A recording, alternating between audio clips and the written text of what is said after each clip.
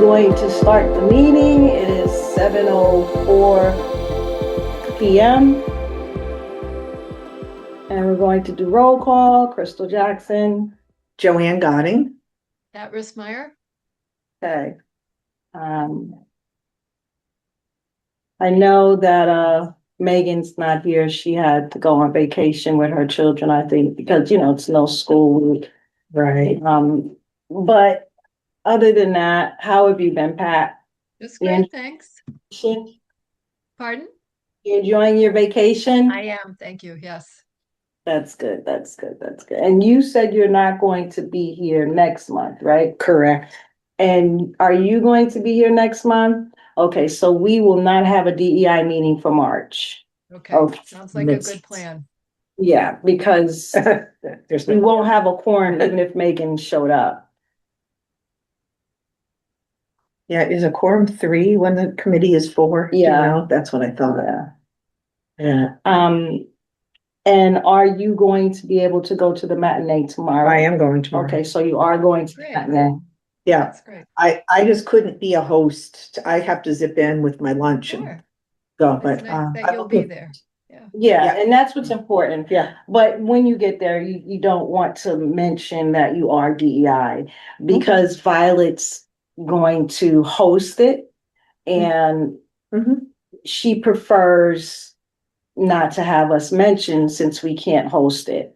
Okay. Just come as an That's fine. observer. Okay, one moment.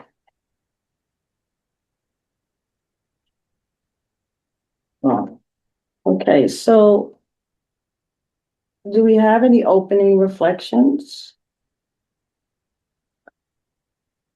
I don't. I'm just like trying to still, deal with everything. So I've been really busy trying to get things together and by myself. So it's hard. But other than that, strength perseveres. So Well, they say either you give up yeah. or you get stronger. Yeah. Doesn't look like I'm gonna give up. Not no surprise there. at all.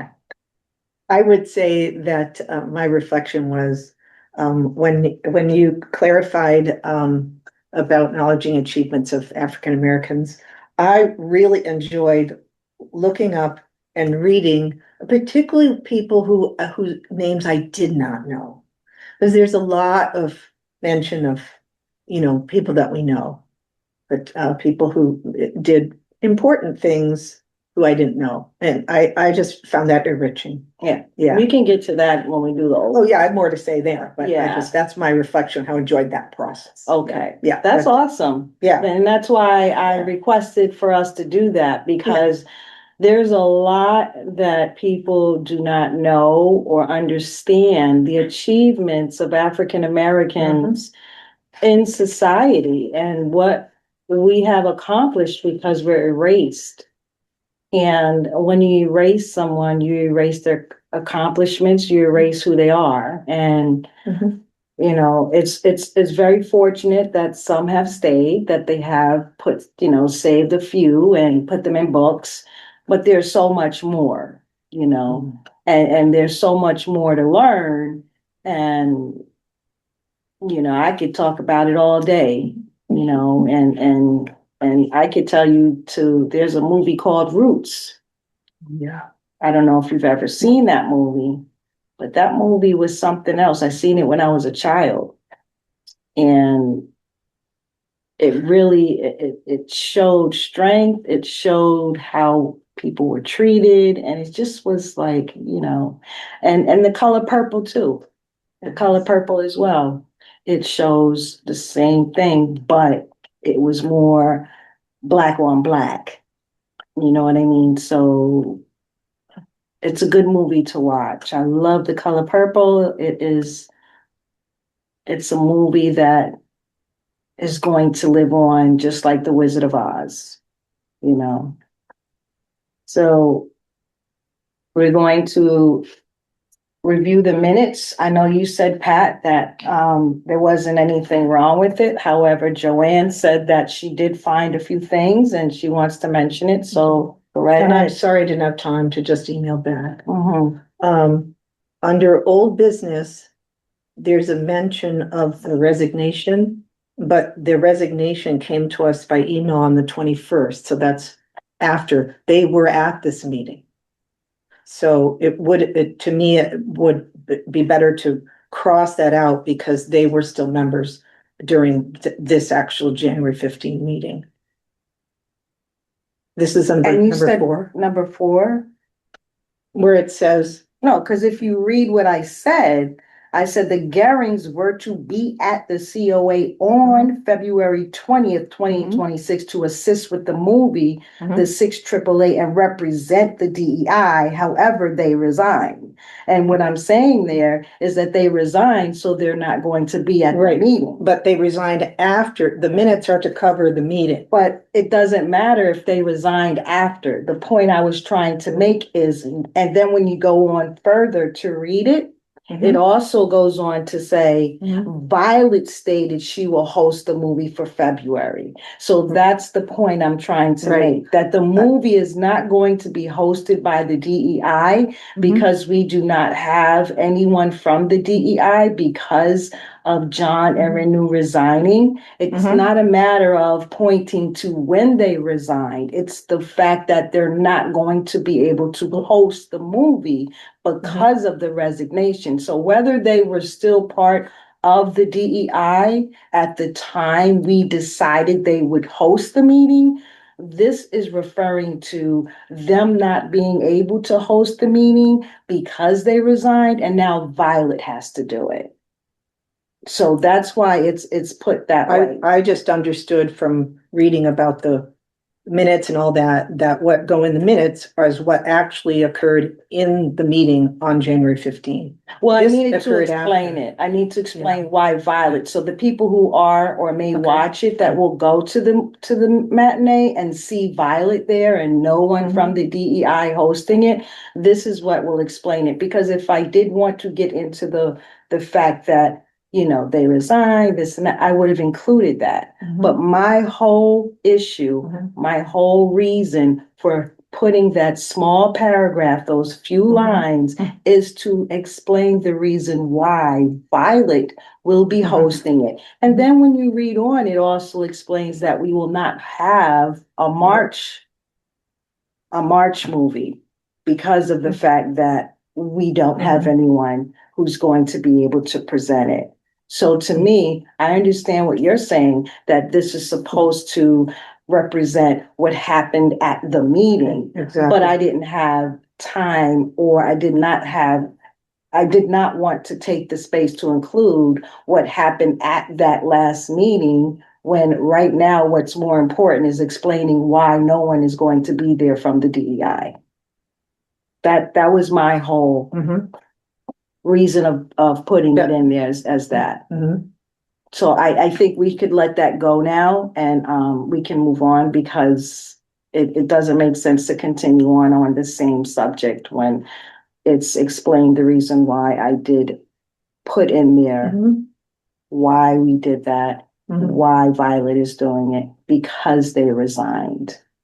Now, I didn't put dates. I didn't do any of that. I just said they resigned, and this is why Violet is going to do it. So I wanted that in there to explain what's going to happen, because these minutes have to be posted on the website. Right. I just thought the minutes were whatever happened in the meeting. No, you stated that already. Yeah. So that's why I said, Yeah. it might have happened in the meeting, and in the meeting, they were here, but then they resigned. Yeah. So again, we're not going to talk about this anymore, because we have already spoken about this a couple of times in the past 5 minutes. So I think we could let this go now and move on.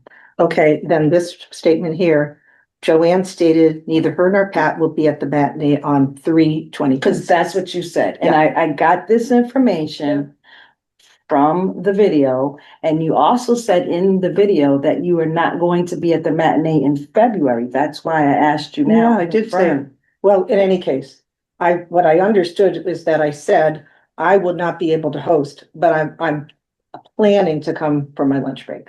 But No, in any case, no, you said in the meeting, you said, I'm not going to be at the February matinee. And I can play it if you'd like, and that's why I wrote it down. That's why I asked you now if you're going to be there, because it was mentioned that you're not going to be at the matinee, nor are you going to be at the March meeting. So as long as you're going to be there, then you can give us feedback when you Sure. get back in the April meeting, fair enough, you know. fair enough. So we want to read about the open reflections we can,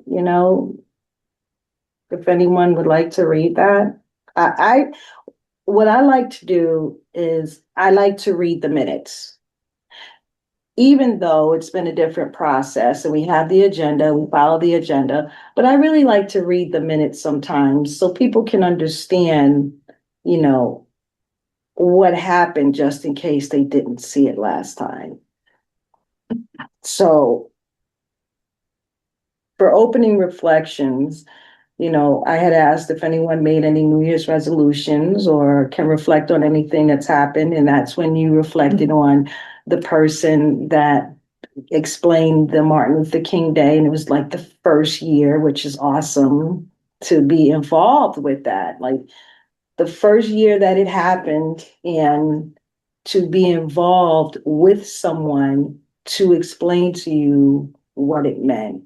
And I think that was wonderful.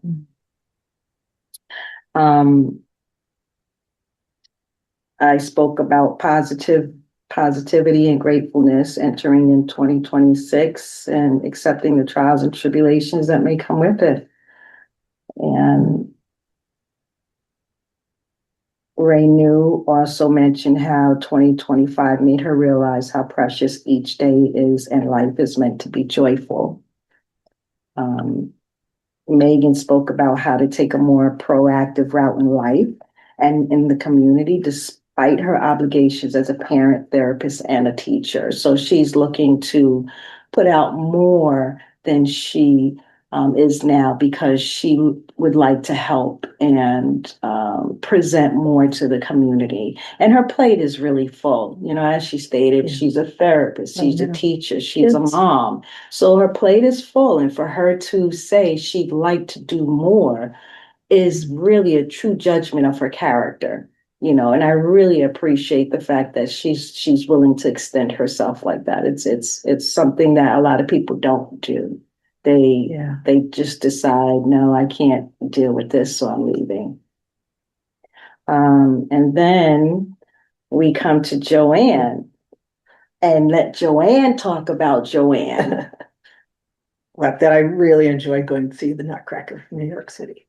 Yeah. Yeah. Well, she said that she really enjoyed it and Exactly. it brought her to tears, It and did. she was so amazed by the diversity of the cast. cast. She didn't It wasn't realize expected. how diverse the cast would be. And she said when she seen that, it was really fascinating, because usually the Nutcracker is not as diverse, for all Yeah. the years past. Yeah. So that's why I was asking if you wanted to Yeah. speak about it, but Thank you. Yeah. yeah. That's nice.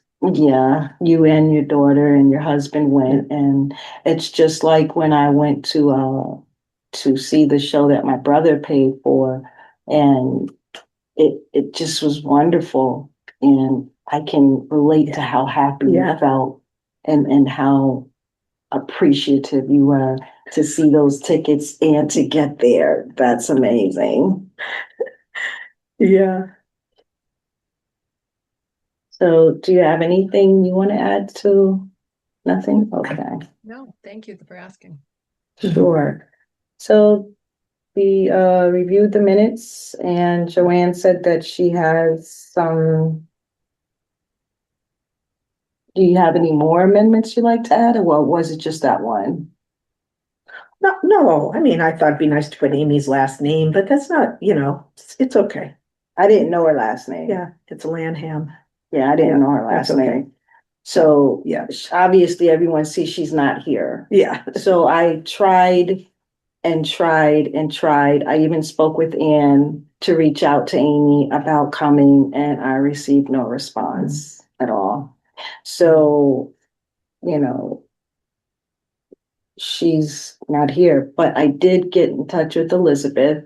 And I did speak to Alice about the slideshow because I took pictures specifically to show Jamaica and the torment that they went through. And Elizabeth said she will be able to make a slideshow. So I confirmed with Alex that we will be able to show that during our meeting.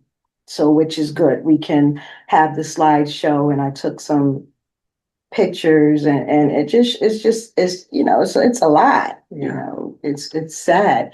And I also took pictures of the food and the different recipes that the Jamaican culture cooks, and what they eat. So that would be fabulous too to see. So if we don't have Amy, at least we'll have some pictures next month. Because I told Elizabeth it was a little too late to do it now because I was unable to add it to the agenda. So next month we'll be able to do that. Um, and I guess we can move on to old business. And I did mention the chili contest Yeah. last meeting, but the date is going to change. Yeah, Oh, they did decide. because I have to step away from the committee for right now. I have a lot on my plate, and I don't like missing meetings. So I'm going to step away, but I don't think they changed it because I'm stepping away. I think there was another issue.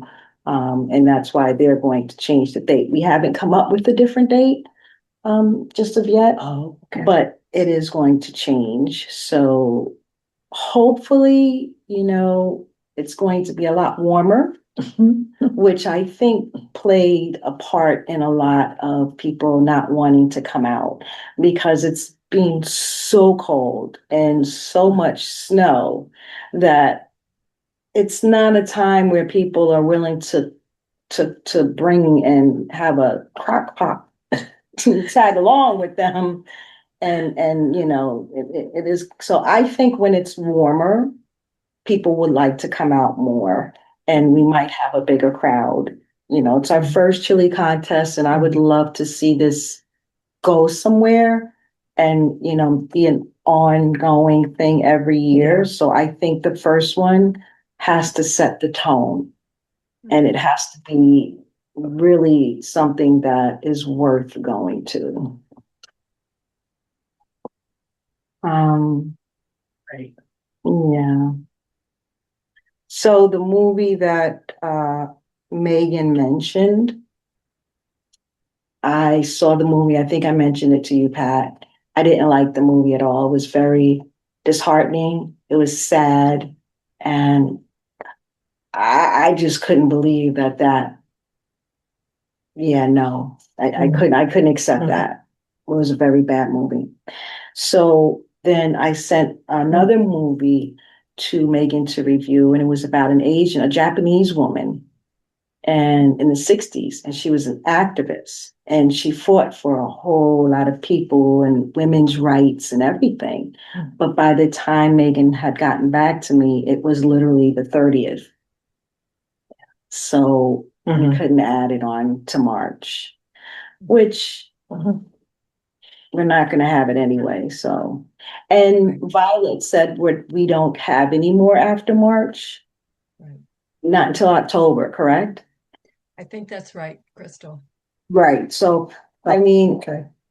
we're not going to have a March meeting. We're not going to have a March movie. So I think we could just take the time to just sit back and relax and just focus and think about what we can discuss in April, and hopefully it's much warmer out and we'll have flowers, you know.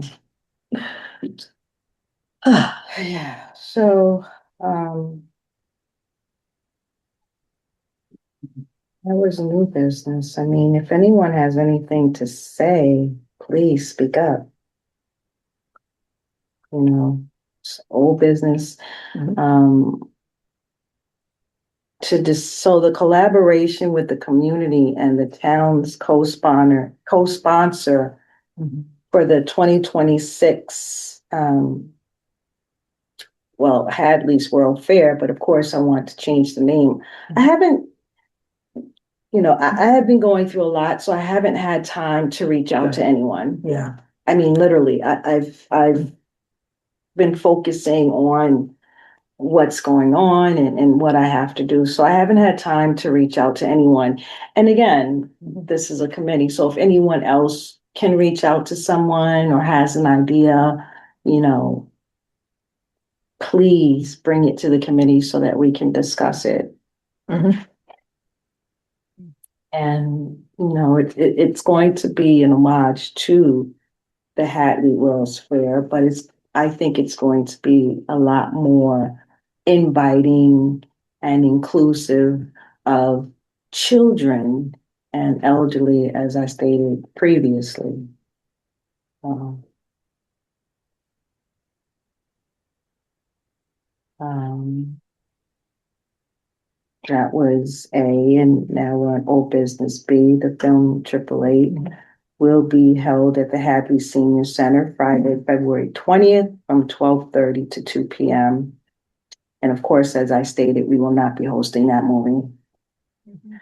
Um, Now, C, um, is something that I asked if everyone could come up with something, an achievement, that African Americans have made to society, in history, even now. It doesn't have to be years ago. It can be something that happened recently or in current news or a couple of years ago. It doesn't have to be something ancient. So I don't know who wants to start off. Would you like to start off, Joanne? Well, sure. Sure. That big I- smile on her face. Thank you. I enjoy, as I mentioned earlier, now I'll get into the Now you more can. gravy. Yes. You know, The sauce. to read about the people that we do know about, but still sometimes there are things we don't know. That was Right. enjoyable. But what I found on a site, something that said like 31 notable African Americans who've achieved, something important that you may not know of. That's what caught my attention. Mhm. Now, the one that I want to share, this is one that I know of because my dad would talk about him all the time. This is Jesse Owens. I'm Oh, also talking about this because we have Olympics going on. good It job. feels important, Fastest man on earth. that's right. And so Pat, have you heard of Jesse Owens? Shall I read? Say more because I may, but I'm not sure that Jesse Owens is the person I know. So So Jesse Owens was born in 1913 and passed in 1980. Owens was a track and field athlete who set a world record in the long jump in the 1936 Olympic Games in Berlin. We know what country that is. Mhm. And went unrivaled for 25 years. He won 4 gold medals at the Olympics that year in the 100 and 200-meter dashes, along with the 100-meter relay and other events off the track. And in 1976, Jesse Owens received the Presidential Medal of Freedom and was posthumously awarded the Congressional Gold Medal in 1990.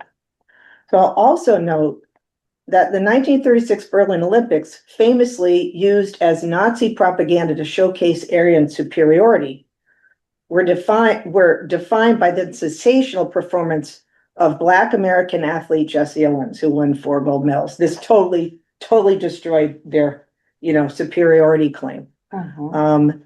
In any event, my dad was a runner, Mhm. track and field. This was his thing. Mhm. And he would talk about him a lot. I don't know if my dad ever got to meet him, Mhm. but I was touched to find, I know a bit about this gentleman, Right. Right. because of my dad's Right. Right. relationship. And here I've got, there's a photo of him that they got here. That's So beautiful. that was one. And then I had another, or do we want to? No, go right ahead. So along those lines. So I've heard of him. But this woman, and I wanted to find women too. Alice Coachman, born in 1923, passed in 2014. She was a track star. Growing up in Albany, Georgia, the soon-to-be track star got an early start running on dirt roads and jumping over makeshift hurdles. She became the first African-American woman from any country to win an Olympic gold medal. And that was at the 1948 Summer Olympics in London. She set the record for the high jump, leaping to 5 feet 6 1/8 inches. Wow. Throughout her athletic career, she won 25 national titles, 10 of which were in the high jump. She was officially inducted into the National Track and Field Hall of Fame in 1975 and the U.S. Olympic Hall of Fame in 2004. Wow, awesome. Yeah. Thank you, Joanne. Yeah. That is so wonderful, and I appreciate that. That's beautiful. And if you want, you can show the picture just so that I don't know. Oh, I will grab it. There's Jessie. Here, you want to go up to the Let's- screen, maybe? Let's see. Yeah, Is go it, to the is owl. it the Oh, owl? wait, move it over. Yeah. There you Yes, go. there, we Yeah. can see it. Yes. You got Jesse Owens here He's in the middle. in the middle. Yes. Thank you. Yep. And on the other side, we've got Alice Coachman. Mhm. She is jumping. Nice. She's of course jumping. Yep. Mhm. And then the last thing I just wanted to share was I was thrilled to see in this insert that I get this in the mail. I don't know why. I know her. This person here, her name is Idalia Smith, and she got a Lifetime of Impact Award. For impact on what? Well, she was let's see, she got this from Holyoke Medical Center, I believe. But she's a community member, academic leader, a longtime board member. I didn't even know this about her. I mean, I knew her under other circumstances, but they had a big gala a couple weekends ago to honor her. And I don't really probably have time to read this whole article, but while the Lifetime Achievement Awards are based on longevity of a person's service, they chose to honor her because of the way she did things to help in the community and help people. Says someone named Jeff, Vice President of Business and Community Services, this Holyoke Community College. So she mentored other board members. She's still alive. I haven't seen her in years, but I just took note that she 30 years on the Holyoke Medical Center's board of directors and former vice president for academic affairs at Holyoke Community College. Black woman. Yeah. She's from Yeah, Minneapolis. show Yeah. So this is Adalia Smith. And she lives in the area. She doesn't live in Hadley, but she lives in the area. So there she is. So I thought I'd bring that because that's present. Yeah, Yeah. that's current. Yeah. I love that. Thank you, Joe. You're welcome. Thank you for that I'm information. glad you put that on there. Yes, and Every year. yeah, we should. This is what I mean. Yeah. We start things so that we can continue things. We don't start them to just end it. We're trying to start things that are new. And as I stated, every month, whichever month is representing something we should talk about and discuss. So then we have March, which is Women's Month. We can all come up with some achievements that women have made. I mean, I can think right off the top of my head, voting. You know, how we get to vote. Yeah. You know, so there are achievements that women have done. And another achievement is being a mom. You know, that takes a lot, you know, or a foster mom or a stepmom. It just playing that role of a woman that's in a person's life to guide them. That takes a lot. Yeah. It takes a lot. Would you like to say anything, Pat? I would, but before I have two people too, I'd like to highlight, unfortunately, I do not have photos of them. However, I do have descriptions. But back to what you just said, Crystal, I really appreciate that, you know, using a month maybe to highlight a group of people and maybe among them some individual people, but maybe for May, we take I want to do it every month. Right, so maybe May, we think about mothers, Yeah, for Oh, Mother's Day. gotcha. right? So I like where you're going with that. I just wanted to affirm that and say maybe we do want to go with that. And maybe we want to have guest speakers come in during a month, just pop in and share some information about someone they admire greatly. And with I would that, love it's like we keep trying to find people, but no one's coming, well, you know? we'll continue to work on that, I'm right? not kidding. You never give up. Oh, You no, always, no, never. you No. always And look how far you've come. right. So that alone would not want you, make you Yeah. want to. Yes. Yeah. Well, I'd like to talk about two people and following Joanne's acknowledgement of a local person who was honored. I wanted to highlight Dr. Charles Richard Drew, who was a scientist and medical doctor. He was born in 1904 and he passed in 1950 as an unexpected car accident. Mm. He came to the Valley, though, in 1926 to attend Amherst College. No way. Yes. Yes, he was a Right. football player and a track and field runner. Uh-huh. And he has been recognized as the father of the blood bank Why is that? because he studied the science of blood transfusions, making it Mm. possible to separate plasma from blood and Wow. store blood for a week, which Wow. then accorded people the opportunity to transport blood, Wow. including during World War II to Great Britain, where Mm. blood was desperately needed. He also pioneered the Bloodmobile, a refrigerator truck that collected, Mm. stored, and transported blood where needed. And he earned a medical degree from McGill, and he earned I believe, a PhD from Columbia in Wow. medical science. African American man, again, born in 1904, and he's recognized at Amherst College with both a program, a professional society for students interested in pursuing medicine and science, medical science, and also a residential community interested students who want to study more about multiculturalism and success. So he's Isn't that somebody awesome? who was in the Valley back in the day and is recognized currently at Amherst College. And I believe the residence hall it has his name on it. Wow. So that is one person I wanted to highlight. And the other person I have just grown so very fond of and have such great respect for is Mary McLeod Bethune.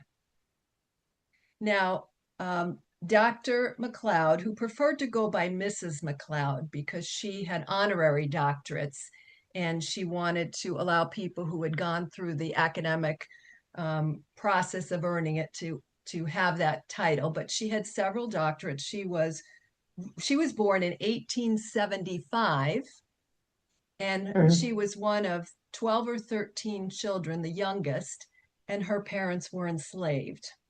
Mm-hmm. She was born in South Carolina. She Mm-hmm. moved eventually to Daytona Beach, Florida. And I have a history with Daytona Beach because my husband's family would come to Daytona. And so I was familiar with the name because there is a Bethune-Cookman University here. And she No. founded that university. And there's a street, Dr. Bethune Avenue, I think, in Daytona. That's something. She is she's an educator, civil rights leader, and women's right advocate. Mm-hmm. She also served as an advisor to multiple U.S. presidents, Calvin Coolidge, Herbert Hoover, and Franklin Delano Roosevelt. Now, you may remember because, and this is for our listening audience, anybody who's going to the Senior Center tomorrow for the Senior Center sponsored film that actually Crystal recommended, the 6888, which is about the all Black, all women's U.S. Army. And the great challenge that they were given to sort millions of pieces of mail. Mrs. Bethune actually is featured in that film, and Ah, Oprah Winfrey plays her. And Oh, nice. Susan Sarandon, right? Susan's the first name, Susan Sarandon yes, plays Mrs. Roosevelt. So yes. Mrs. Bethune and Mrs. Roosevelt go and meet with the highest ranking officer, I think, in the Army to talk about this mail problem that was brought to Mrs. Roosevelt's attention from a mother who hadn't received any mail from her sons. And Mhm. this woman was outside the White House. And anyway, Mrs. Roosevelt was impacted, and then Mrs. Bethune and she, got together and advised that this particular group of women could, in fact, be um, put in charge of this. So anyway, that was another thing. So she has come to my I came to understand her even more through that movie that I watched. Right.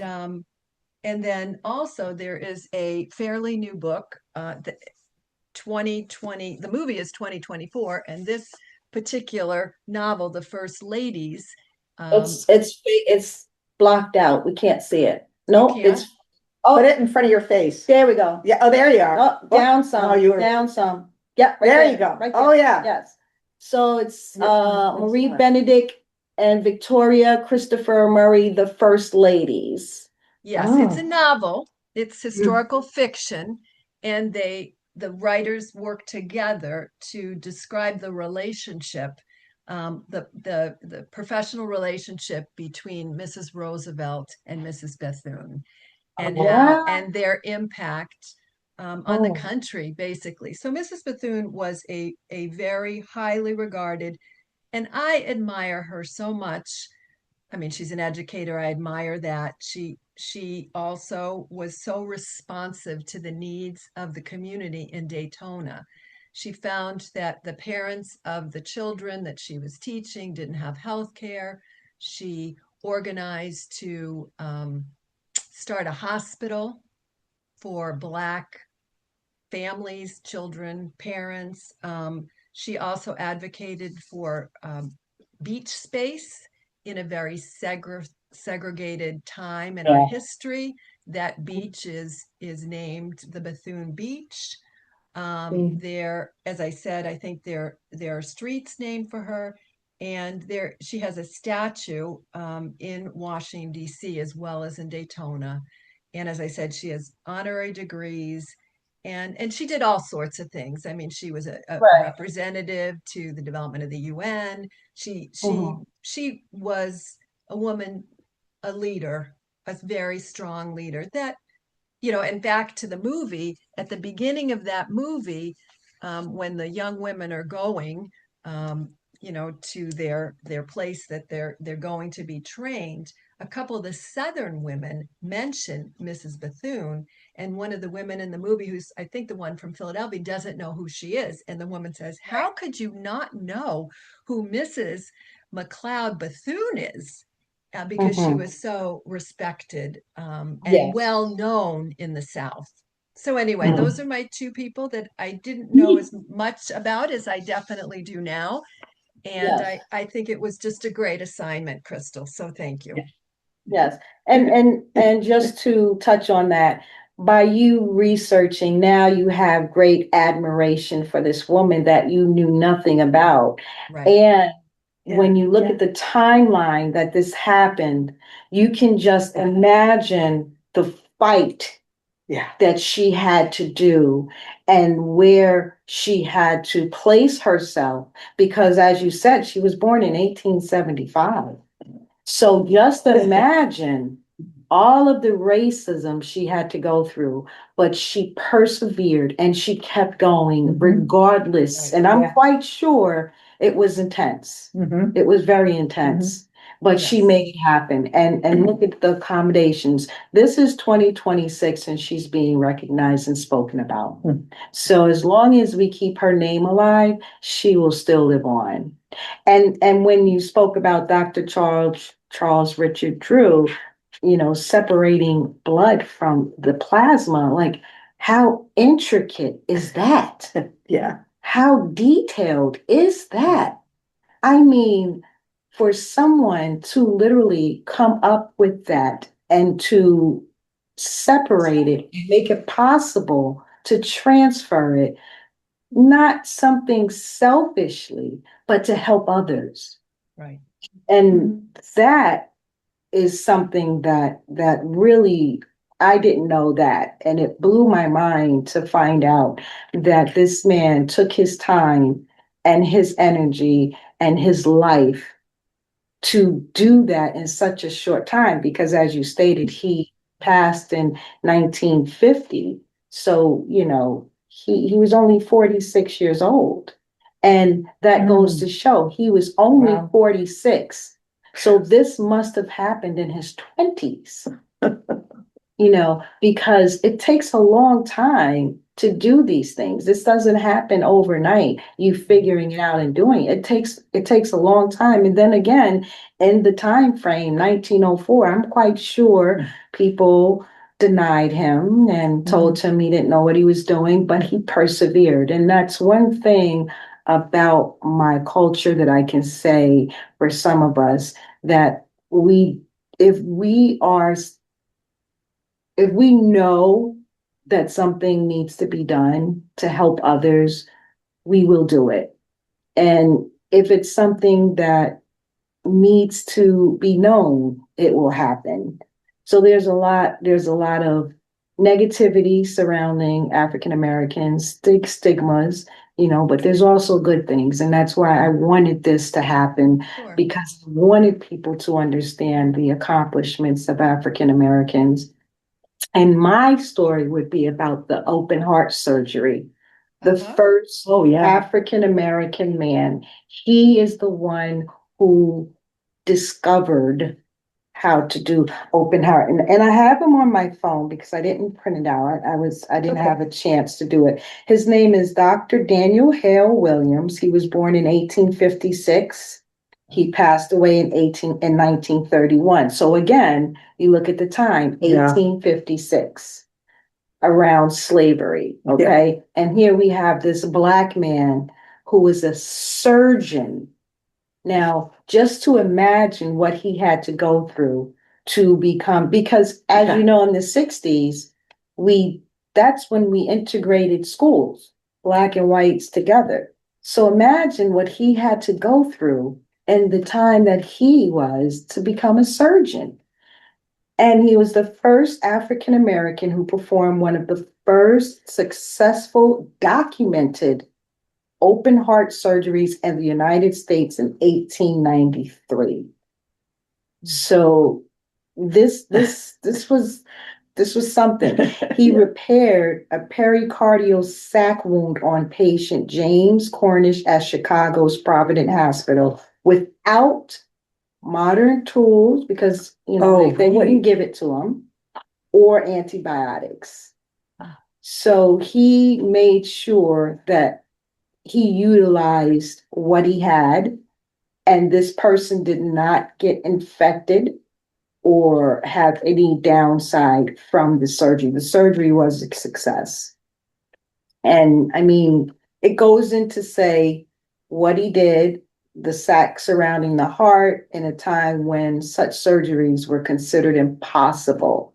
So if it's considered impossible, just imagine a panel of doctors saying, no, it's not going to happen. You can't do it. But you sitting there saying, yes, and I can, and let me show you, please, just give me a chance. In 1891, he founded Providence Hospital and Training School for Nurses in Chicago, the first Black-owned interracial hospital in the United States. He was the first African-American doctor to be appointed to the Illinois State Board of Health and a charter member of the American College of Surgeons. So when you think about it, he has achieved something that no other person, regardless of color, achieved. And I just thank him for that, because without that, a lot of people would not be here today. And I have one more thing. Mhm. This is new, brand new. I just want to say, I myself am the first African American woman to be on any board or committee in Hadley, Massachusetts. So I myself am making history. So in the future, when people talk about it, they will say that she was the first African American woman to be on so many committees and to hold such regard and respect of the community. Well, some people, it is what it is, but to just be able to have this position and the other positions I hold shows the trust that the town has in me. It shows the respect that they have for me to have me sit in this position. And I appreciate that. I really do. I appreciate all of the friendships and the welcome and the love. So that's my few words. Thank you. You're so welcome. That's lovely. Thank you. I'm So glad you shared that. yeah, Oh, because you, yeah. it's really something, that's something when you look at the town and the population, to actually have someone of my culture, race, and background as an African American woman be part of these committees. And also just received my certificate from being on the Citizens Academy. So the Citizens Academy, we learned about the town's departments and functions, and the police department, we had a tour, the firehouse, of DPW, different departments, and we learned about them and how they function. And it was very interesting to know what goes on behind closed doors to keep this town running. It really was something. And then at the end, everyone received their certificate of completion. Nice. So that was something that I really enjoyed. Yeah.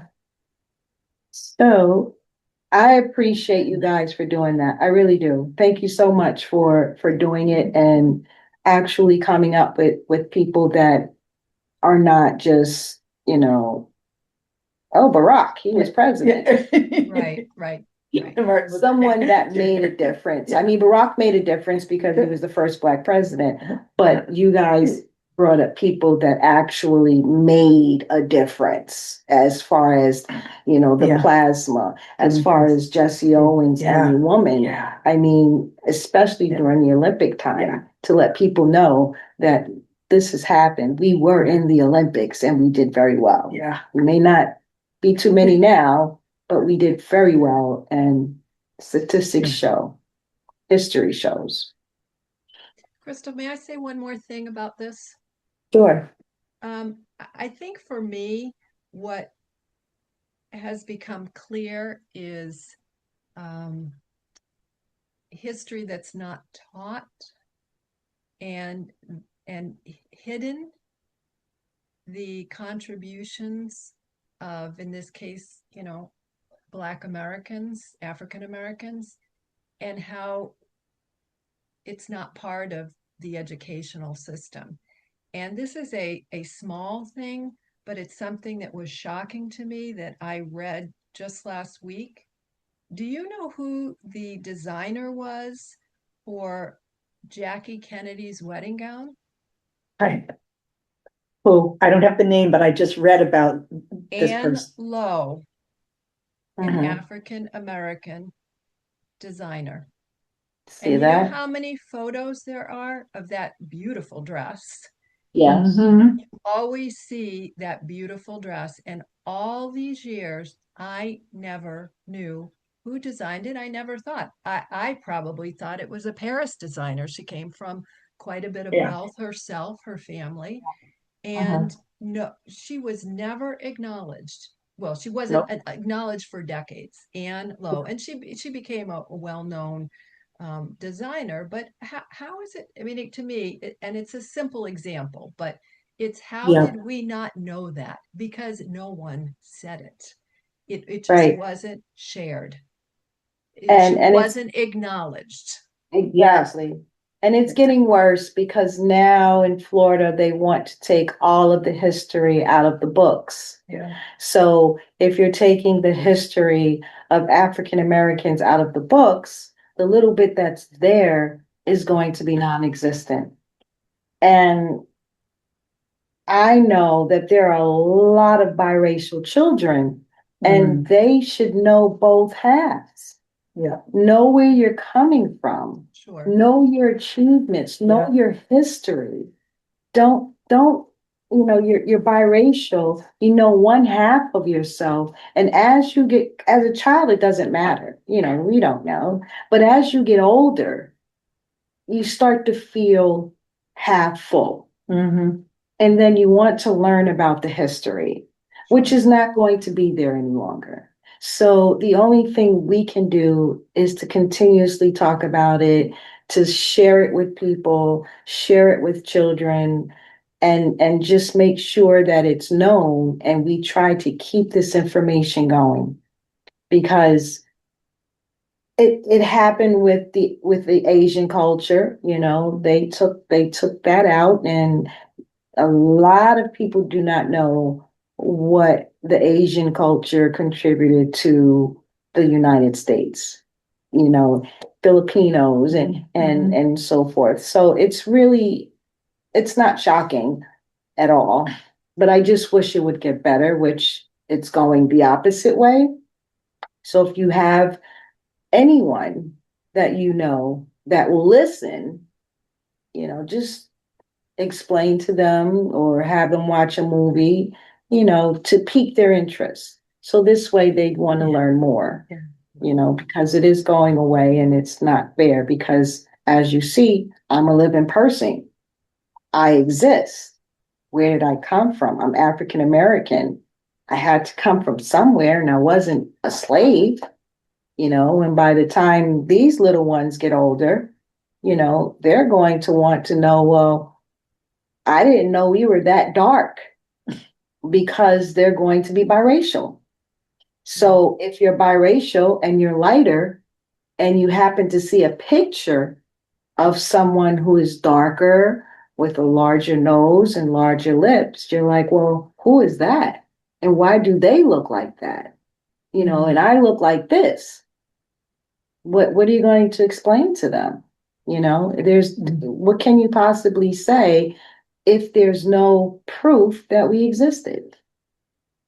It's just a lot that needs to be studied and learned. But I'm glad everyone did this. I thank you all.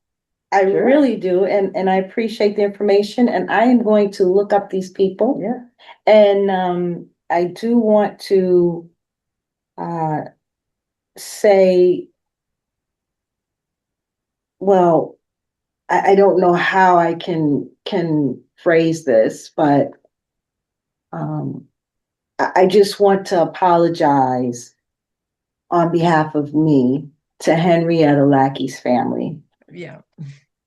I want to apologize to them, and I hope that they can find some rest in because it's generations now that are still fighting, and I'm hoping they finally get the rest that they need and come to a conclusion because that what they did to her, in case people didn't know, they used her cells Oh. and it cured cancer, Right. literally. and they told their family that she passed away when she didn't. She was alive and they were using her cells up until she passed away. So, I really want to say to them, I am sorry that you had to go through that. I am sorry for her grandchildren, nieces, nephews, family members that had to go through that, especially a loss like that. So that's what I wanted to finish off with. Alrighty then.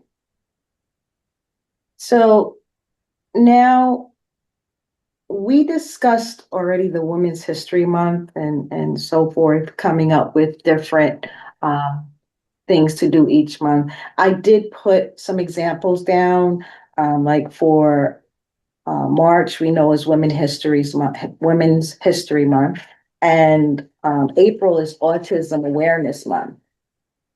There's a few other things that are included in that month, but I think that we should talk about autism because that's a hush hush thing. Not a lot of parents talk about that because a lot of parents do not know how to deal with that. And when that time comes, I would like to have information to pass on to help parents, especially young parents, because parents are younger these days. And there are different spectrums of autism. And some children lash out aggressively, and then you have some children that are introverted. So there's different levels of the spectrum. And I think that for that month, when we have our meeting, that we should have something available, resources, or come up with names of anything that may help parents, young parents or older parents, grandparents, be able to deal and understand what autism is and how it affects not just the people around, but the child that's actually going through it. It's very concerning, and the child is confused, and they see their friends not acting like this. So, it's a lot.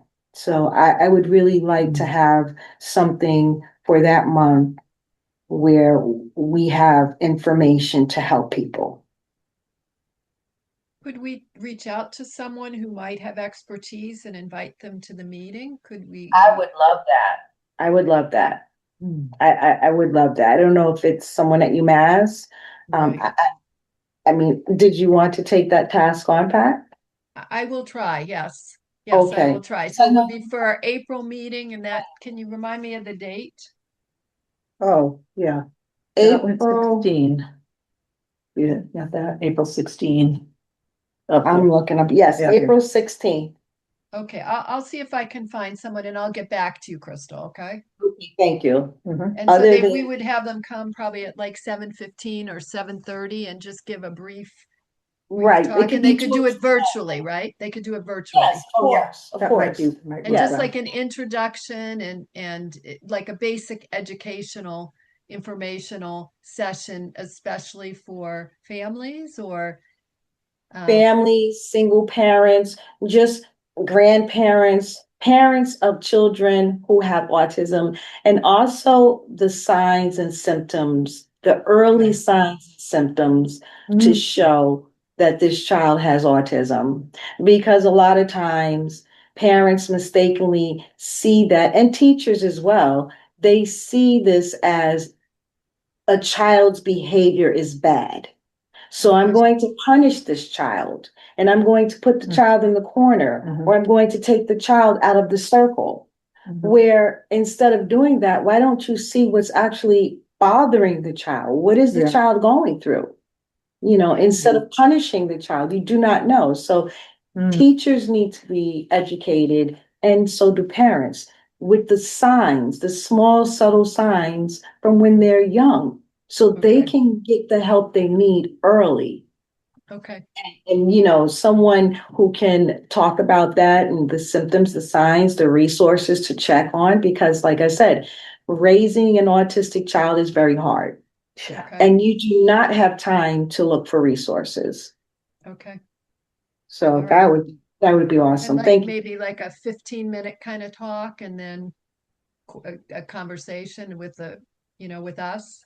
Like, Right, that's why I said it would be good to have it at the end. So we would have the first half an Okay. hour, we would get through the agenda and give the next half hour to them.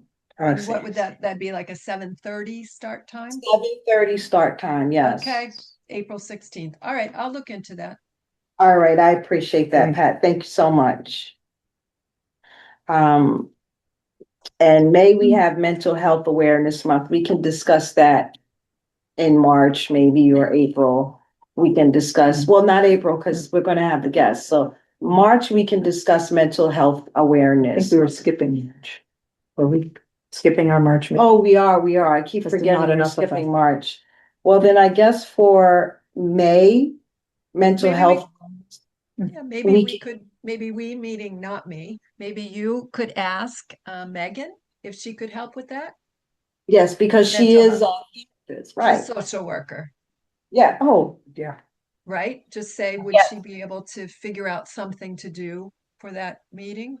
I hope exactly. you don't mind, Megan, that I'm recommending you. She's just terrific, she's just She really is. she's wonderful, Really great is. resource and great person. So, And that's her, right up her alley. And she said she wants to help the public more, so this will be something for her to be able to do. Nice. okay. Mental health awareness. Okay. So now that we've concluded, does anyone else have anything to add to old business?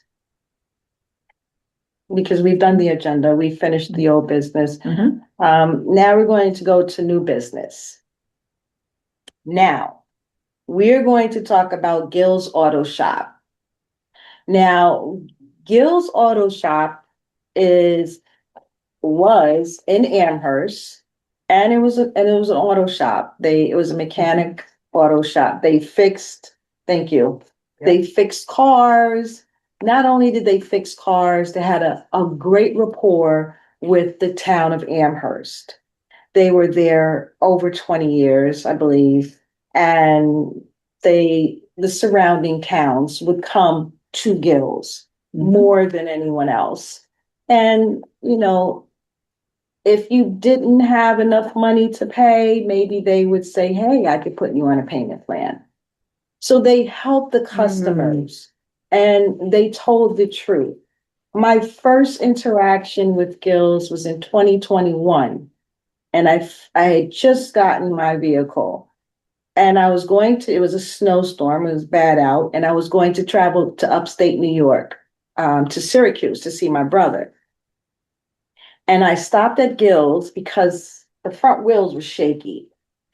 And come to find out, my struts were terrible, like bad. He said, if you drive this, you will have an accident. I do not recommend you driving this. He said, you can go anywhere you want to get it fixed, but I'm being honest with you, this is not safe. And he showed me, he literally when he lifted the hood, your struts are screwed in with metal, right? Tight. Mine were loose. Meaning the more you drove it, the looser it gets. And then your wheels go. So when he showed me that, I was so thankful because if I would have went somewhere else, they would not have said that to me.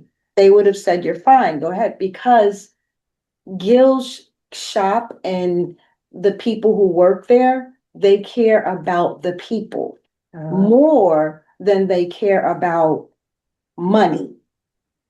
So what has happened is, can I see the paper? Yeah, sure. Let's see. After all this time, I mean, they used to take care of the police cars and, everyone. You'd see police come in there just to chat with them, and have coffee. The many people that would come there and just sit down while their car is getting worked on and have conversations. They also would let you see what they're doing. they didn't close you out. Like most auto shops make you sit in a Oh. room and you don't know what they're doing to your vehicle. You're able to see what they're doing. So it's just open. It's nothing to hide. Well, they wind up moving to Belchertown and they received a letter. The first week they moved there, they received a letter on their front door. And the letter says, this was 5 days after receiving a racist threatening note demanding that they leave town because of their Puerto Rican heritage. The co-workers of Gill Auto Repair and Performance Inc. said Wednesday the business isn't going anywhere and it's a hate crime. So what the note said, the one-page letter says, go back to your ghetto, referring to Springfield and Holyoke. The author concludes the 3-paragraph letter with a threat to visit the business if they do not leave Belchertown, and it is signed your white superiors. And actually, there was more to this note. There was a note that, I don't know, do you have the note itself? Go right ahead. Okay. Right there. So this is what the note says. We know you, I'm gonna need my glasses. Excuse me. It's okay. I can't It's okay. see too, this is too Yeah. far away, but Photo I of want the to make hand. sure that I say exactly what it says here. We know you recently moved to our town. You Puerto Ricans are ugly ghetto trash. You are parasites, dependent on the white man and white society. You do not belong here. We know you live in Springfield and Holyoke. Go back to your ghetto. Your people rank at the bottom of society, have high crime rates with welfare rates, and turn your city, parentheses, Holyoke, into a third world sewers. You know what you are, subhuman trash creating animals. Leave our town or we will be visiting you soon as your friendly neighbor or customer, in quotations, customer. Sincerely, your white superiors. Now, I don't think you'd be able to see this note. Let's see if I can get it. There it is. Mhm, mhm. There it is. I You can see see it. it. Mhm, I Yeah. can see it. Mhm. So my thing is to receive this letter in a time like this, right?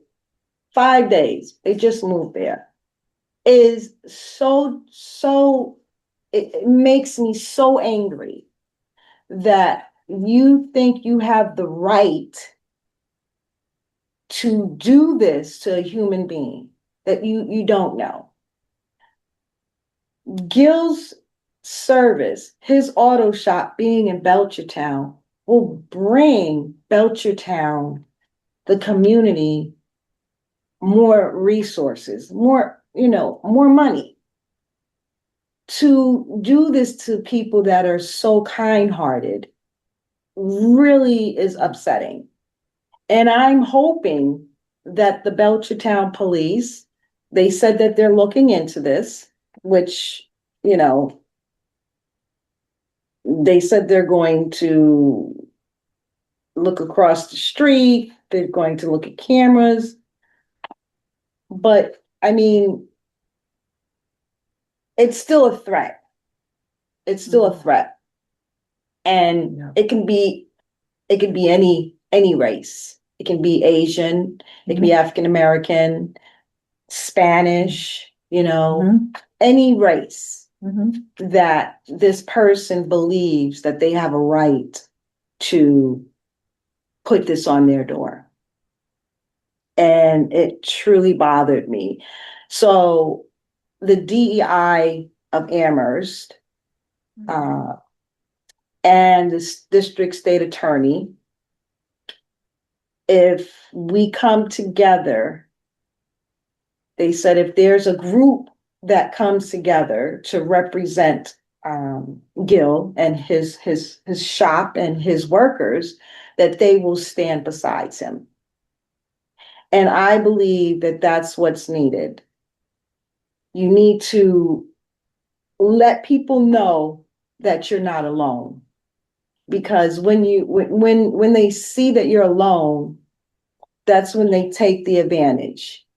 But if they see that you're not alone, then they know that that's going to be a problem. And the reason why I reached out to Amherst is because just because he's working in Belchertown now, he has been a staple in Amherst for how long? Yeah. So I believe Amherst should stand up and support him. It's not like he was somewhere else and moved here 5 years ago to Amherst, you know. Yeah. But he's been a staple of Amherst for so long. His character, his workers' characters, everyone there. It's like going to a family friend's house and you're in the garage talking while they're fixing your car. That's how it is. You can have personable conversations. When I was going through my thing, I had to go there, and they were so empathetic, and you can tell when someone's when they're genuine, and you can tell when they're not. And they were very genuine to see me go through that. Yeah. And I'm just the person who gets my car fixed. You know what I mean? But that's how they see people. They do not see people as a money grab. Like a place I went to before I started going to Gil's, and I went there to get my brakes done. And I know quite a bit about cars. So he's fixing my car, and as he's fixing my car, I'm telling him what needs to be done. And he's like, oh, wow, you know this and you know that. And I said, yeah. So guess what he says? He says, most women do not know about cars. So when they come in here, even if it's a fuse, we can tell them that it might be the engine, or it might be the struts, or it might be something, big. And they would charge them for that. And I said to him, I'm a woman. Why are you telling me this? I'm a woman. You know what he says? Because you don't count because you know about cars. I said, yeah. I said, so going forward, I'm never coming here again. And I'm telling every single woman I know what you said and who this shop is. Because you know what? If you're doing it to women, you're doing it to students. Yeah, elders too. Oh, elders, Yeah. I don't even want to get into that. Yeah. That's a whole new pick in the bag, Yeah. boy, I tell you. Yeah. But yes, and I couldn't believe he said that. I can't either. I couldn't believe he said that. I've been going to Gil's for what? Going on 6 years. So this was before then. And it still bothers me to this day that he actually said that. I can tell women anything because they do not know anything about cars. Yes. I could not believe that. And this is one thing that Gil and his workers, Danny, Aggie, that they do not do that. They help, they even explain to you what they're doing if you ask a question. So you can even ask them questions and they will let you know. So they don't shut you out, and it gives you confidence that your car is being fixed correctly. And if there is anything, they always say, if anything happens, you come back and we will straighten it out for you with no charge. That's how confident they are about their work. So to move to a place and to receive this letter, it's such a blow, not only to your character, to your race, to your family, but to your business that's food on your table, Yeah. you know? So I've asked the DEI in Amherst, like I said, and I spoke with the district attorney to find out what we can do to support them and to bring support to them because of the fact that this is happening to them and they don't deserve it. And if it wasn't them, and if it was someone else that I may have known or dealt with, I'd do the same thing. Because I don't believe that this is something that should be allowed at all to anyone, to anyone. I don't care what race you are, what color Yeah. you are, whether, even if you were Caucasian and Yep. someone was doing this, it's not cool. It's not okay at all. Did you have something, Well, this was what came out yesterday. another one? This is, the Today's Gazette. Mm-hmm. The headline on the top of the page, support swells for auto shop after hate letter. Leaders, residents condemn racism and back gills. Mm-hmm. So this is lengthy Mm-hmm. and on, it continues over here. And they make reference to a letter to the editor from Pelham residents who express their dismay with this, and all of these people have signed their name. Good. So I just saw this yesterday, and this is Perfect You know, for tonight. well, right, because there are people who are showing support, Good. including, yeah, here's the police chief, there's, groups. I mean, And Yeah. this is what the front of the paper looks like. This is the show. Oh, sure. Yeah. so this particular issue, I gotta back up a little bit. Okay. Yeah. Yeah, Yeah, There that's you go. perfect, Joanne. Yeah. there you go. Yeah. So that's the front page, And- yesterday's Gazette.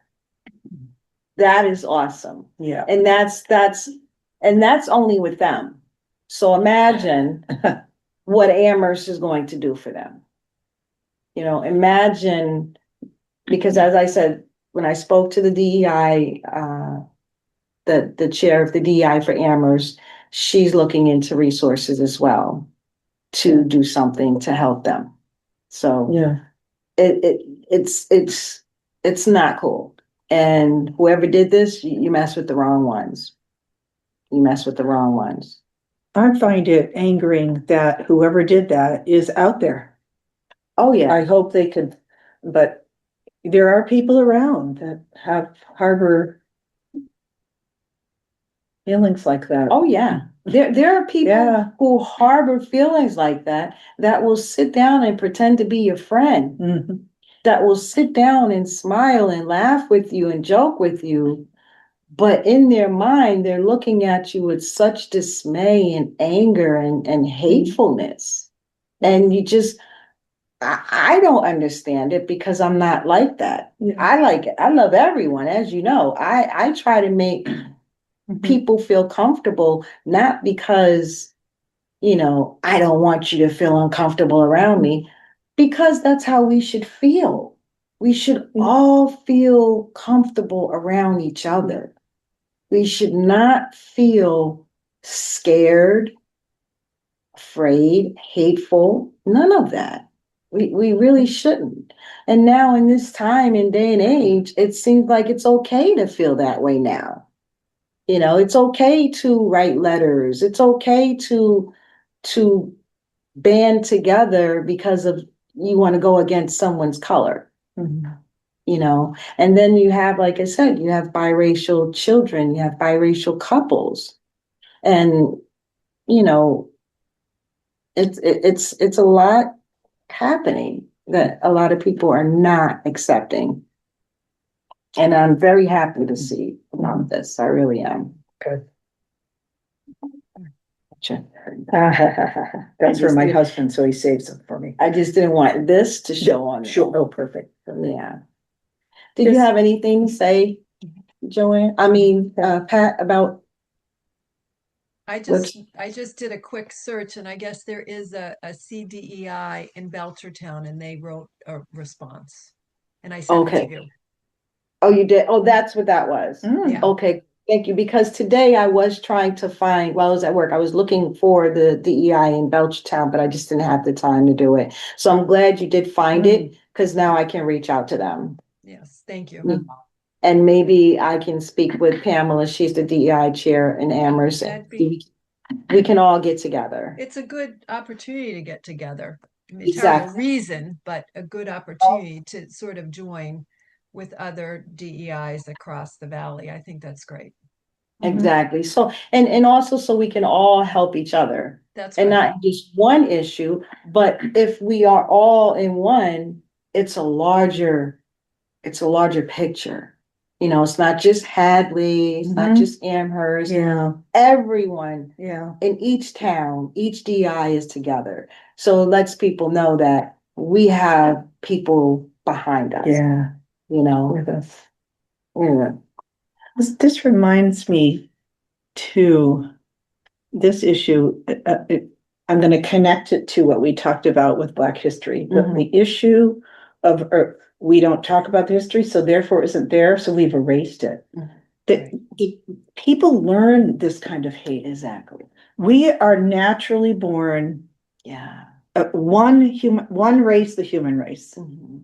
I knew this as a kid. If people can reproduce together, we're the same species. Right. I figured that out when I was little, Right. you know, Right. and it has to be learning, someone who has learned this about this They're particular taught group of that. people. They're taught that. And again, all of these histories that we were consciously not learning it. Yeah. We were told, and it's reminding me, I was going to have this be a closing reflection, but another notable African American who I looked up her history, and she talks about the experience that she had when her family, when the Great Migration moved up north, Mhm. and she ended up in Ohio, and her name is Elsie Austin. Mhm. She became a attorney. There's a lot to Good. tell about her, but Good. all that to say, she talks about this experience she had when she went to high school,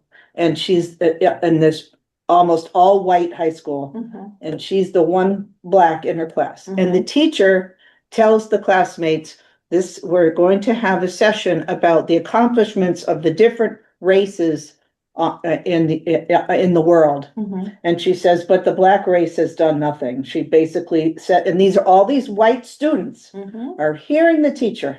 Mhm. And Elsie stands up, remembers her grandmother who Mm. faced the Ku Klux Klan, Mm. got her courage up and just said, I went to a Black school, Mhm. and I was taught that my people were the first to work with gold and Mhm. ivory and create beautiful sculptures and other Wow. objects that then the European, the others wanted to buy. And that's what I was taught that my people did. Right. And this is a talk that I listened to recently about Mhm. her. And in her voice, you can just feel her, like you said earlier, the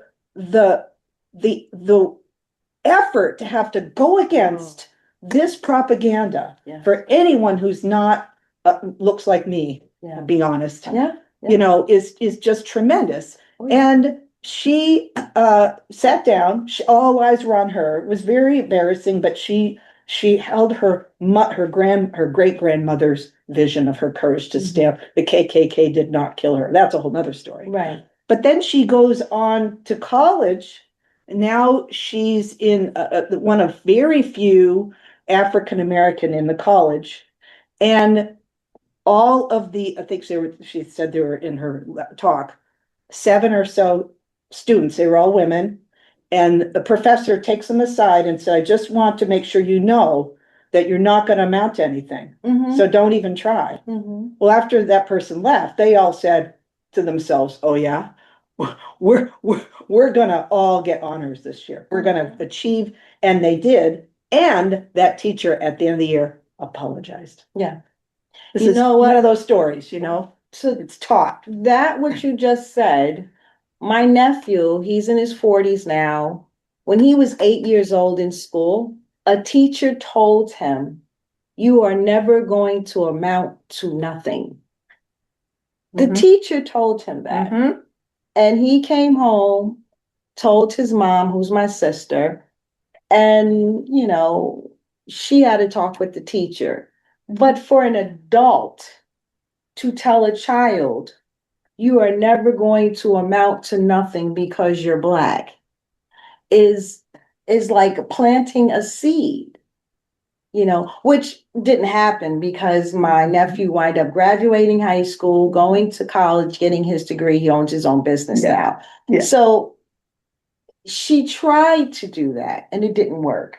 Yeah. It didn't work. Mhm. And I've experienced certain things. Yep. When I went to high school, I went to a school in Queens. I lived in the Bronx and I used to have to leave. So I wanted to be a veterinarian. And in order to get into this school, you had to have top of the line grades. Yeah. And I did. So I got accepted into the school. The school was in Queens. I lived in the Bronx. I used to have to get on the bus at 5 in the morning. And I took 4 buses to get to school. So 5 in the morning, I take 4 buses and I finally get to school for 7:30. I would come to school and I would find nooses drawn on my desk. I would find letters and word go home. I would be treated because the whole classroom was white. So it was just one child that did this, and he was a big boy, and he would try to bully me, but it didn't work. So I told my brother. My brother was older than me, like a couple of years. He came to school, and I showed him the boy who was doing it. And when the boy saw my brother, he got scared and he stopped for a minute. Then he started again. And then I told my father, and my father came to school, spoke with the principal and so forth. And now the boy got thrown out of school because that's not what is to be allowed. And to me, going through that experience, to be in the 80s, okay, because this was in the early 80s, to still have to go through that, it just, like you said, it's a learned behavior. It's not something that your children are not born like that. You're taught to be that way. You watch your family go through that. You listen to what they say. This is the brainwashing that they do. I had 2 Jewish friends. They were my best friends when I was younger. I don't know if I told you this story. And it was the mom and it was us. We went into the supermarket. We came out the supermarket and there were these 3 Caucasian boys. They were teenagers. They started throwing rocks at the mother. And she hurried up and she rushed us into the car, into the Jeep. And we didn't understand because she had gotten hit in the head with a rock and she was bleeding. Oh, and she tried to hide it from us because she didn't want us to see that. But the purpose of me telling you this is to show how strong she was. Because she did not show fear. She did not cry, scream. She acted like nothing ever happened. And I learned about this later on, when I was a little bit older. I asked, why were they talking to you like that? Why were they saying such mean? Because they were saying racial things as well. Why were they saying those mean things to you? And then she explained what happened. And it really hurt my heart because she was such a good person. She was such a good mom, So it's really a lot that different cultures suffer. And I just really would like for it to stop. I really want it to stop, but it's not going to. So if you can, say hi. Say hi to someone. Take a chance. They can only not say hi, they can only ignore you, or they can speak and have a conversation. Because a lot of times people judge you by what they see on TV, by what they see on videos, and so forth. So changing that stigma is what I would like to do, to let people know not everyone is like that. Wow. Yeah. Well, does anyone else have anything to add to that? No? Okay. That's Well, good.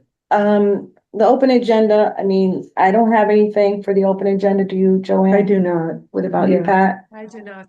Yeah. Okay, so closing reflections, we just want to thank Renew and John for being on the committee. They had to leave because Renew accepted a position in the West, and she will not get off of work until 9 p.m. So it's not fitting for her to be able Yeah. to do both. So they had to resign, but we will welcome them back at any time when they're ready. Yeah. They were wonderful and we love them being here. They were just a great treat to have. Yeah. Yeah. So if that's about it, if anyone would like to make a motion to close this off, we can. I make a motion to conclude the meeting. Okay, and I will second that, Pat. Okay, all in favor? Joanne says yes. Pat says yes. Pat says yes, and it is now 8:35.